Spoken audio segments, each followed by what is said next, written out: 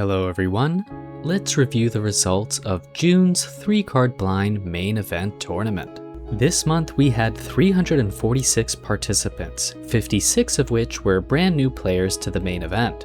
So if you're a new player watching this video right now, thank you for trying the format and I hope to see you again next month. Among the 346 deck submissions, there were 241 unique decks. If we weigh the cards in these decks by their performance and run them through the Simpsons Diversity Index, you would see that this month was a small increase in diversity compared to the prior month. The 3-card blind diversity grade for this month is a B+.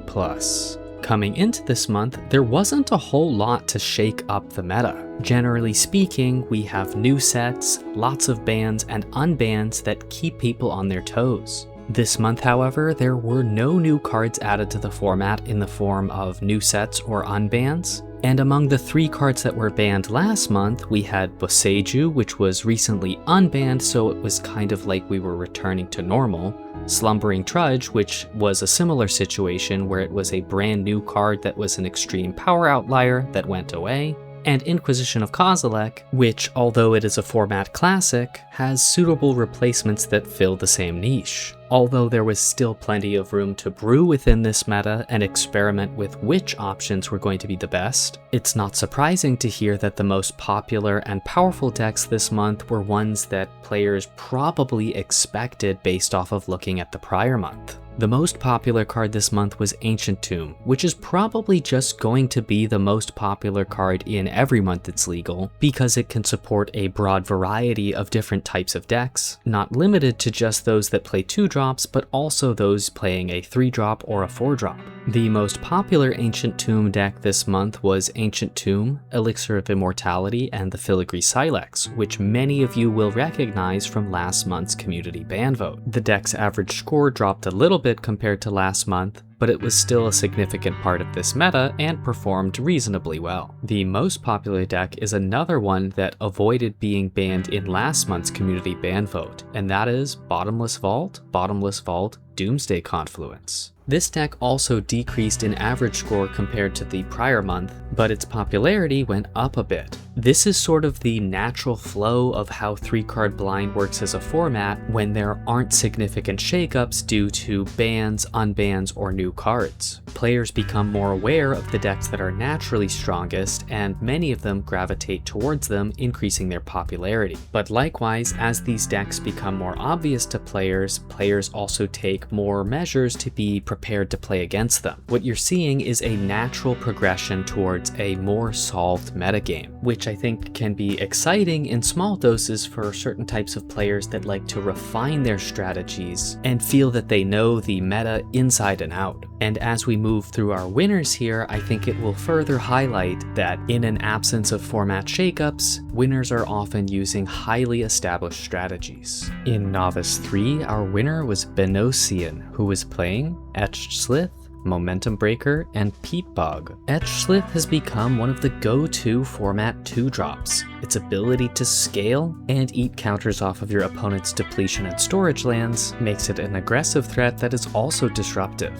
Momentum Breaker is a card that has been discussed extensively in the 3-card blind community, but it has struggled to see a breakthrough performance. The fact that it can act as a discard spell when your opponent has no creatures is a bonus in its favor, but like many Edict effects, it struggles against decks that can put down more than one threat. In Novice 2, our winner was Username, who was playing Deceit, Peat Bog, and Reanimate. This is a super cool deck to see winning a pot. It evokes Deceit to attack your opponent's hand, and if they have a juicy creature, you can reanimate it the following turn. That being said, Deceit is a big ball of stats, so even if your opponent doesn't have a particularly good creature, or doesn't have a creature at all, you still have a great option available for you to reanimate. In Novice 1, our winner was Phyrexium, who was playing Etched Slith, Peat Bog, and Sunset Saboteur. This is an interesting combination that we've seen had some success in recent months. Sunset Saboteur is an interesting pairing for Etch-Slith because Etch-Slith can neutralize Sunset Saboteur's drawback by removing the +1/+1 counters from the creatures that it is buffing. In Aspirant 4, we had a tie between a Gay Squirrel and Bird of Paradise, who were both playing Emrakul the Aeon's Torn, Sand Silos, and Show and Tell.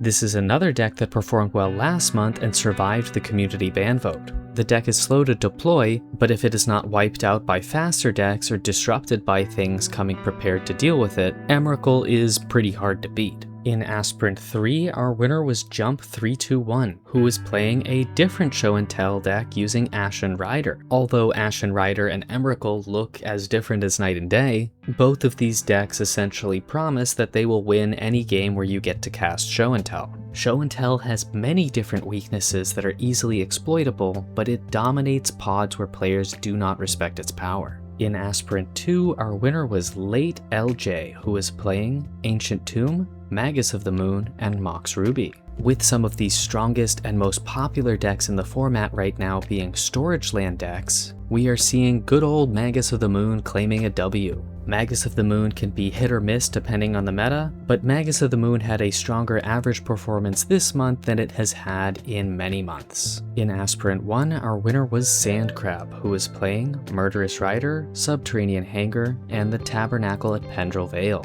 This is another repeat winner that we saw last month. The deck brings a highly resistant to removal threat, single target removal, and the ability to significantly encumber token-based strategies. It's lacking some of the oomph that other storage land decks have, but it is particularly well-rounded. In Contender 7, our winners were Ballfire and Sindel Prince, who were also playing this same Murderous Rider deck. If this deck wasn't on your radar before, it probably is now. In Contender 6, our winner was Kamatana, who was playing Ancient Tomb, Time Vault, and Voltaic Servant. And surprise surprise, this is also a deck that we saw win a pod last month. If this deck can reach its second turn without being disrupted and your opponent doesn't have a blocker, you have a free win in the bag because you can take infinite turns while attacking with your 1/3. With this being essentially a turn 2 kill, this is the fastest deck in the format. In Contender 5, our winner was Yeti331, who was playing Ancient Tomb, Lodestone Golem, and Mana Vault. This is a classic strategy and one that we had even discussed banning many months ago. Although I think it is most well known for locking decks that have limited mana sources out of the game, it performs very well into storage land decks as well. Increasing the cost of a card like Show and Tell by 1 represents you getting to attack for 5 points of damage. It turns out that killing your opponent is a pretty good way to lock them out of the game as well. In Contender 4, our winner was Simic Oracle, who was playing Island, Seize Claim, and Sleep Curse Fairy. Sleep Curse Fairy was the most popular non-mana source card this month, and with storage land decks being such a big part of the meta right now, Seize Claim is positioned very well. This of course puts Sleep Curse Fairy in a strong position as one of the better 1-drops in the format that can also use Seize Claim without introducing vulnerabilities to something like Magus of the Moon. In Contender 3, we had a tie between Heru and Defenestrator. Heru was playing Crystal Vein, Krenko Tin Street Kingpin, and Mox Ruby. This was our exemplar winning deck from last month, and with its ability to scale tall and wide at the same time, Krenko is one of the best all-in threats in the format right now. Defenestrator was playing Hammerheim, Heartfire Hero, and Maze of Ith. It wouldn't be hard to argue that Heartfire Hero in combination with Hammerheim is the best 1-drop in the format. Of course, Hammerheim limits your options for what you can use as a third card, but this deck's choice to use Maze of Ith gives it an edge against single threat decks, but it can also be used to grow your Heartfire Hero faster. You can attack with Heartfire Hero, and then after damage is assigned, you can use Maze of Ith to untap it and trigger its Heroic ability. Heroic only triggers once per turn, but you can use Hammerheim during your opponent's turn to double its rate of growth. In Contender 2, our winner was Oofy's, who was playing Ancient Tomb, Legion Warboss, and Mox Mox Ruby. 3-mana goblins have become an archetype of their own in 3-card blind, and in this pod, Oofies narrowly edged out a win against a player who was running the same deck but using Crystal Vein instead of Ancient Tomb. Although you would think that the drawback of Ancient Tomb dealing damage to you would be a bigger issue, it turns out that against Tabernacle decks like the Murderous Rider one we discussed earlier, having extra mana available to keep more tokens around is worth paying the extra life for. In Contender 1, our winner was Helix 65535, who was playing Lotus Petal, Aboro, Palace in the Clouds, and Rat King Verminister. I think that when Undiscovered Paradise got banned, many players forgot that Rat King Verminister existed. As it turns out, with Aboro, you can do almost the exact same thing that the deck was doing before, and it would not shock me if we start seeing this strategy pop up again in the coming months. And finally, in Exemplar, our winner was Cookie the Cat, who was playing Dismember, Hammerheim, and Heartfire Hero. With Hammerheim being such a restrictive mana source, Dismember is one of the best options available. Creatures just don't get that big in 3-card blind, so Dismember handles most of them. However, Cookie the Cat did not gain enough elo to claim the champion title. Coming second place in the pod, Uzak remains our reigning champion for a second month in a row. Uzak was playing a Danto Vanguard, Remote Farm, and Sheltered by Ghosts. This deck is an interesting one because it breaks one of the strategic principles that players follow in 3-card blind, which is to reduce dependencies. Auras and equipment that are used to buff your own creatures are generally speaking not very good in 3-card blind because you're putting all of your eggs in one basket. If your opponent has a way to destroy your creature or make you discard it, you are devastated and left with nothing. A Danto Vanguard's ability to protect itself helps a lot with this issue, and if it does stick to the board and you remove one of your opponent's permanents and you're left with a 4/1 indestructible lifelinker, that is incredibly challenging to beat when you're already down 1/3 of your game plan. And so, Uzak remains our main event champion with an ELO rating of 1890. And with that, I'd like to congratulate all our winners one more time before we move on to discussing the outcomes of this month's community ban vote. As a community, you voted on these 5 cards to determine whether they would be added to the ban list or remain legal in the format. And to jump straight into things, Heartfire Hero and Time Vault are being added to the ban list, and Etched Slith, the Tabernacle at Pendrell Vale, and Sleep Curse Fairy will all remain legal. Let's start by looking at the cards that will remain legal, beginning with Etched Slith. Overwhelmingly, the community preferred to leave this card legal, with the voters who voted +2 exceeding the combination of the voters that voted -1 and -2. There were also a significant number of voters that felt indifferent or undecided about the card. Given that the card has been legal in the format for around 2 years now without making major waves, it makes sense that a lot of players want to give the card a little bit of breathing room now that it has finally made its way into the forefront of the format. The Tabernacle at Pendrell Vale was also overwhelmingly favored by the community to remain legal. The card serves as a powerful defensive tool, particularly for storage land-based strategies that highly value free interaction that allows them to continue to bank storage counters uninterrupted. Although it can be leveraged by countless different decks, I feel that the elephant in the room here is Murderous Rider. With how well this deck performed this month and the attention that has been brought to it via the ban vote, this deck should be at the top of everyone's radar moving into the following tournament. And finally, we have Sleep Curse Fairy, which only managed to stay legal by the skin of its teeth. I think that the reason this vote was so close is that it seems like a stale card that just keeps winning, but at the same time, the wins that this card is getting feel like they're more easily attributed to the fact that it is just a generically good 1-drop. A lot of the times when a deck using Sleep Curse Fairy performs well, it could have performed similarly well using a different 1-drop.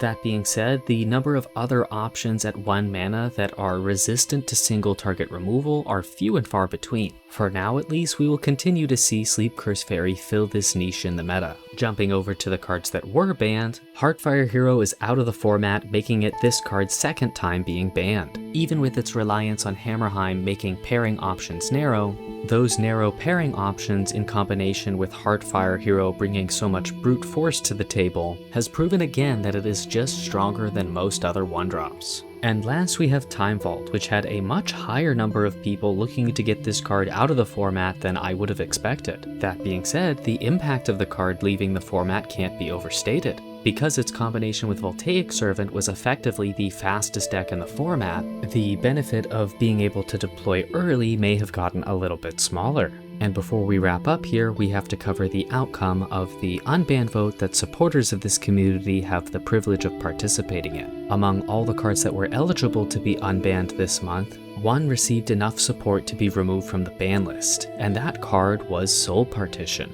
Soul Partition was last legal back in January of 2025, meaning it's been absent from the format for more than a year now. At the time it was banned, Remote Farm decks were ubiquitous. Remote Farm was the second most popular card during January of 2025. A huge number of incredibly powerful white 2-drops that are currently banned were legal back then, which included Prairie Dog, Felia Exuberant Shepherd, Skrelv's Hive, Luminarch Aspirant, and Invasion of Gobakon. In today's landscape, white 2-drops are not nearly as powerful. That being said, Soul Partition is one of the most flexible pieces of removal the format has to offer, and the fact that your opponent can recast their card at a premium often just doesn't matter because your opponent won't have that mana at all, or if they have a storage land, you might be able to run them over before they can bank up enough mana to play their card a second time. And these ban list changes are not the only thing that's going to shake up the format next month, because July will be the first month where cards from the Marvel Superheroes set are legal in the format, and there are some that are going to make a big impact. So everyone get your brewing caps on because the next main event is right around the corner. I'm looking forward to seeing what all of you come up with. Thanks for watching everyone, and see you soon.